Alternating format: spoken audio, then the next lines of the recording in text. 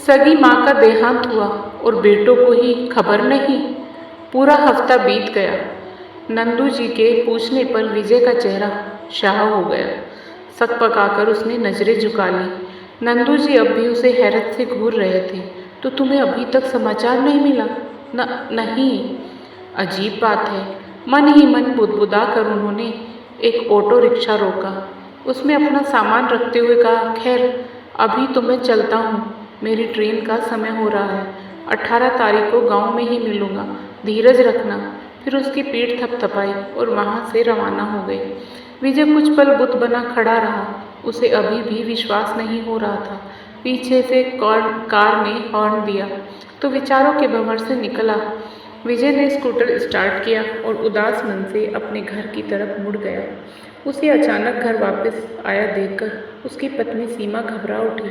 फिर उसे पानी का गिलास थमाकर चिंतित स्वर में पूछने लगी, तबीयत तो ठीक है ना? हाँ। फिर ऑफिस से इतनी जल्दी कैसे लौट आए? सीमा। विजय का गला सूखा।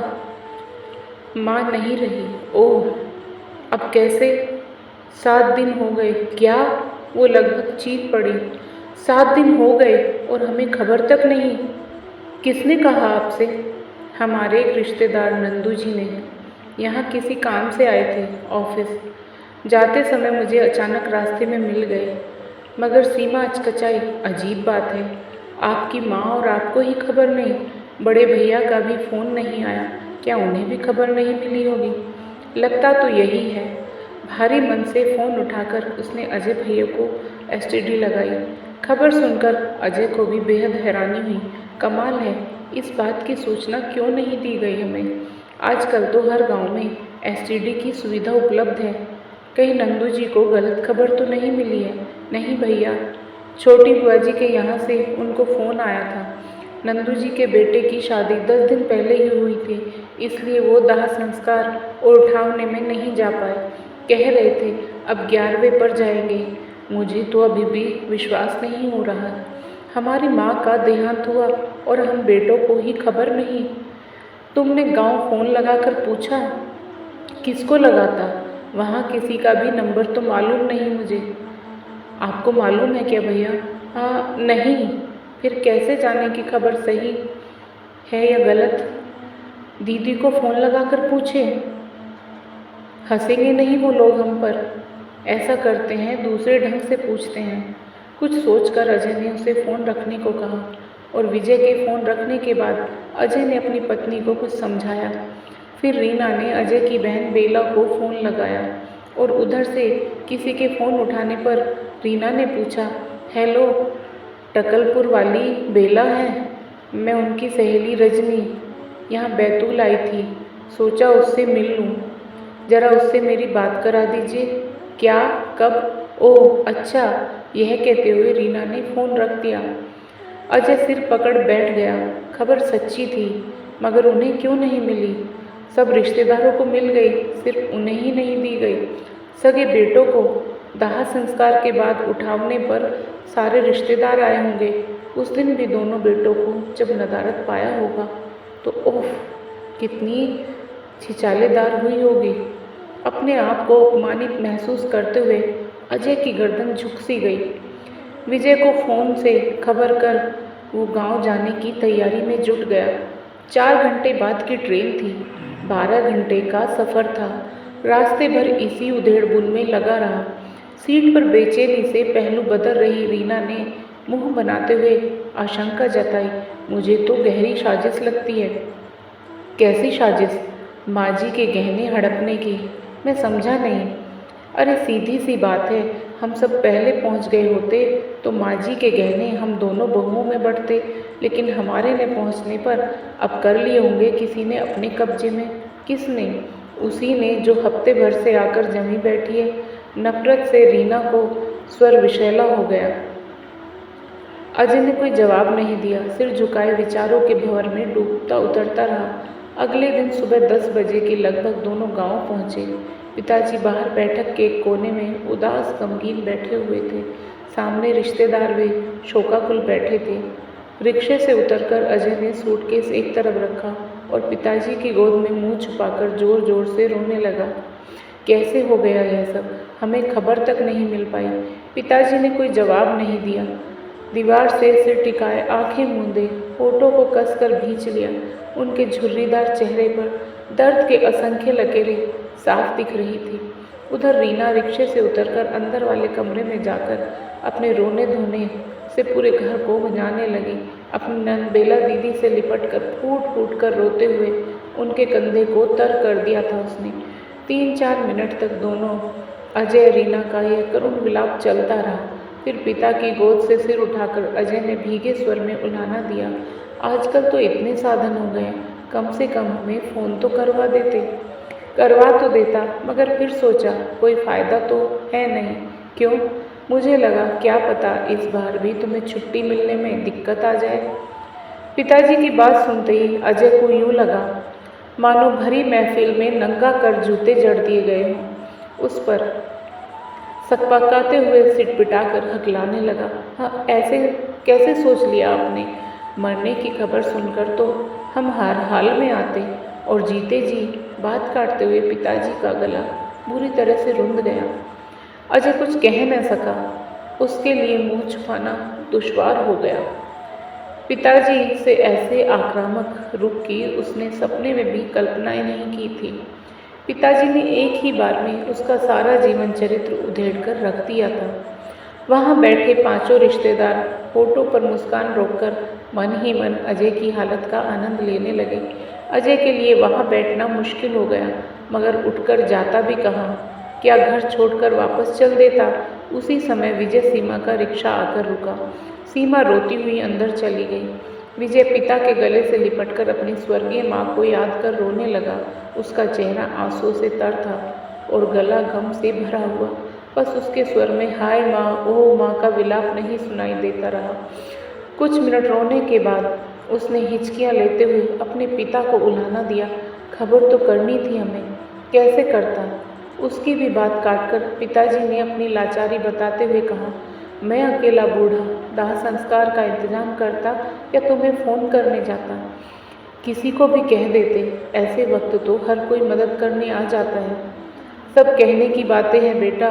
ठंडी सांस लेते हुए पिताजी ने सवालिया निगाहों से कहा, आज के ज़माने में लोगों को अपनों के लिए ही समय नहीं मिलता तो परायों के लिए कौन खटता है?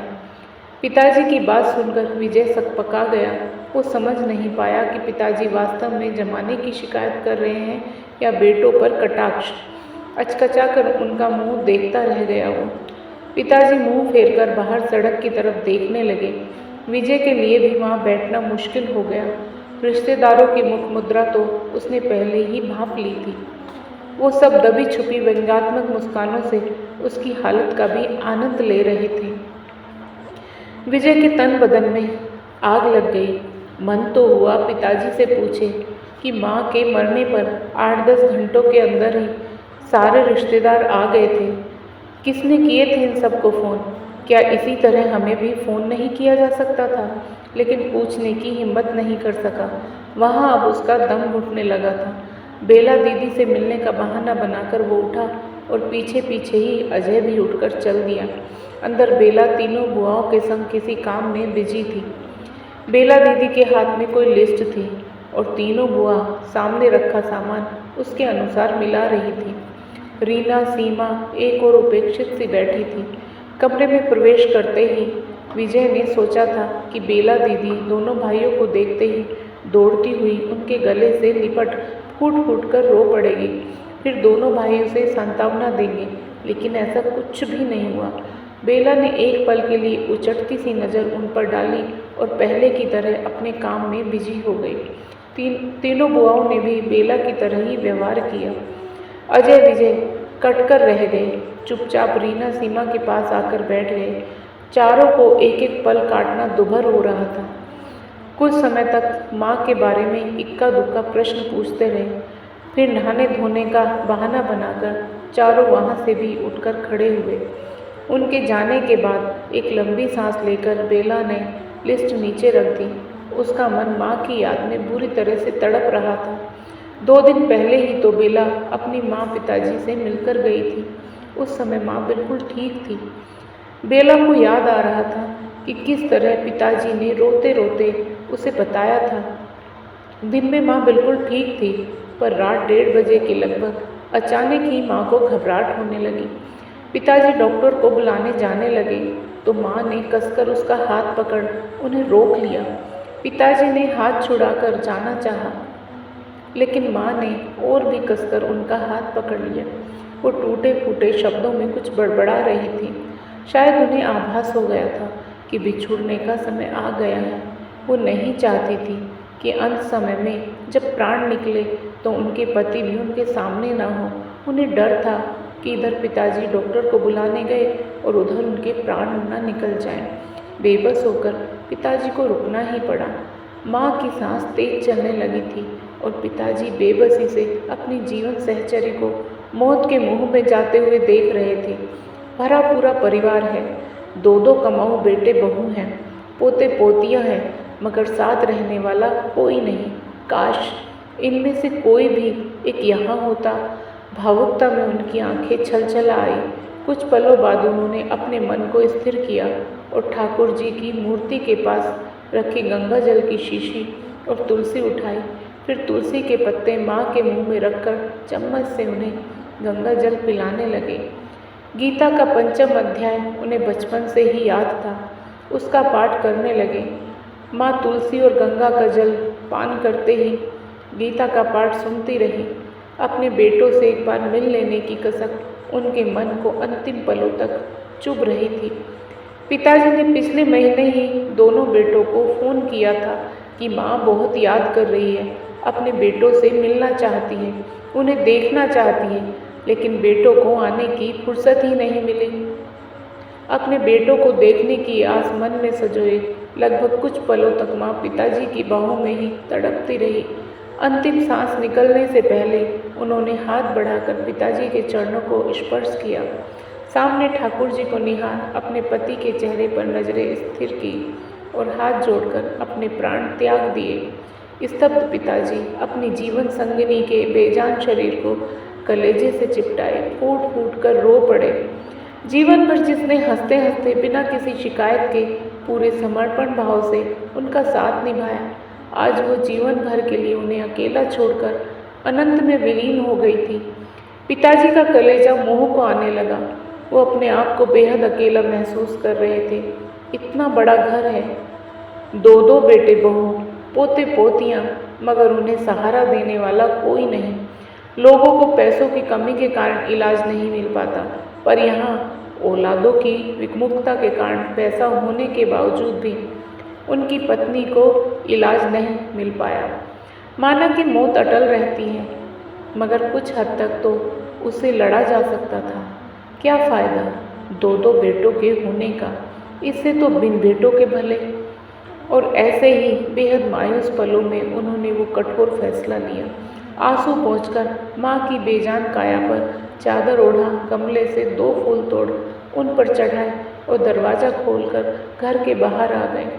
गांव की सुनसान सड़कें रात के सन्नाटे में साए साए कर रही थी। छड़ी टेकते हुए वे गांव के बाहर मेन रोड पर आए। वहाँ एक एसटीडी बूथ था। बूथ का मालिक वहीं रहता भी था। दरवाज़ा खटखटाकर उसे जगाया।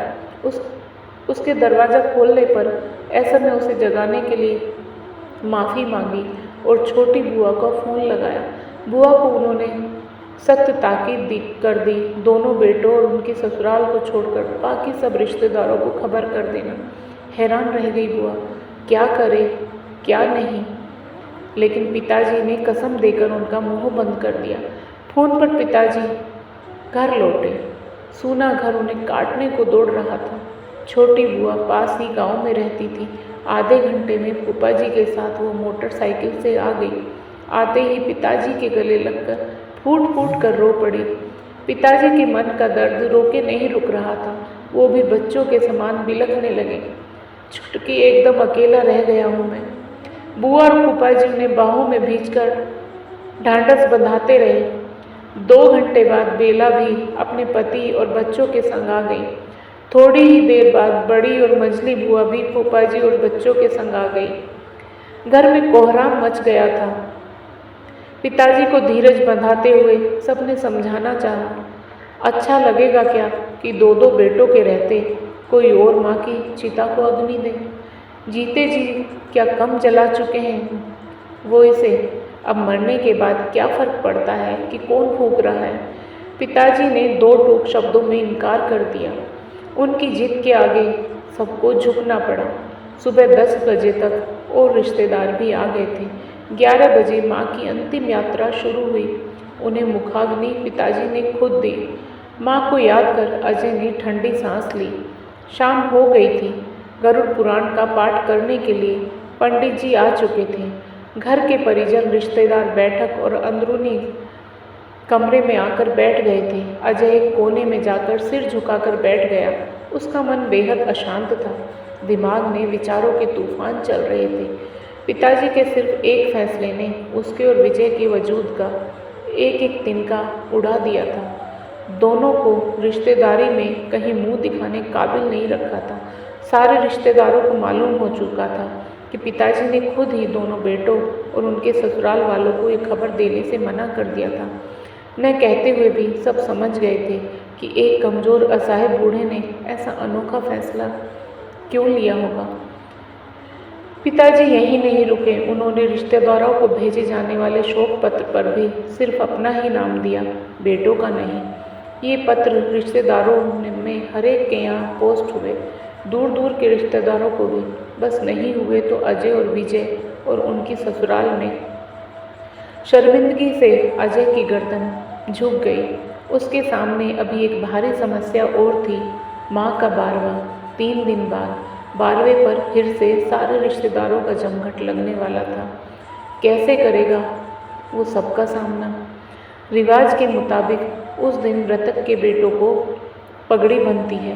पिताजी ने इस रस्म के लिए भी साफ इनकार कर दिया था। इसके बदले उन्होंने सत्यनारायण भगवान की कथा रखी थी।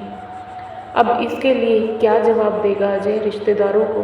पगड़ी नहीं होने का कारण तो सब खोद खोद कर पूछेंगे। घबराए हुए अजय और विजय ने अभी थोड़ी देर पहले ही पिताजी से लगभग घिघियाते हुए इस रस्म के लिए विनती की थी, लेकिन पिताजी ने सूखे सपाट शब्दों में उन दोनों को लताड़ दिया था। मतलब क्या है पगड़ी की रट लगाने से? पगड़ी उसे बनती है जिसने जीते जी सेवा की हो। जब सेवा ही नहीं की, उल्टे सेवा से जी चुराया हो, तो क्या मतलब है बेफजूल के ढोंग करने से। इस साफ गोई पर अजय विजय कट कर रह गए। गरुड़ पुराण के बाद अजय धीरे से उठा और किसी काम का बहाना बनाकर घर से निकला। फिर घर से काफ़ी दूर जाकर वहाँ के एसटीडी बूथ से अपनी और विजय की ससुराल फ़ोन लगाया।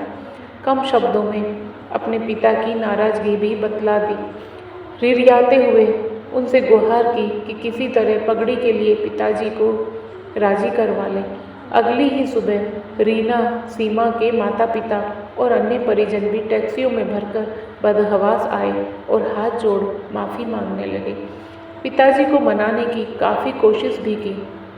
पिताजी के चेहरे पर अकड़ के कोई निशान नहीं थे। वे आत्मीयता से उन्हें आश्वस्त करने लगे। आप बेकार ही सोच विचार कर रहे हैं समधी जी।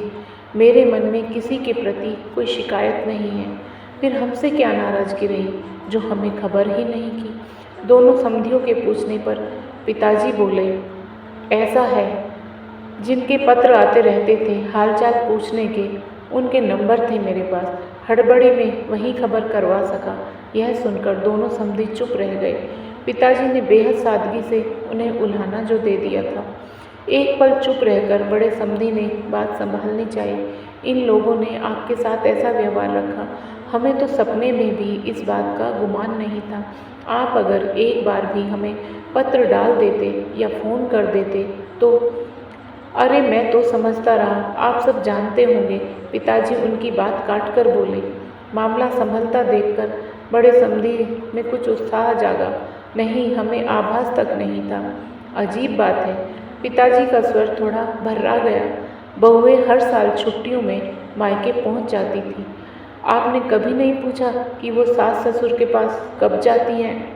जी, कभी पूछा कि क्या सास ससुर की इच्छा नहीं होती अपने पोते पोतियों से मिलने की?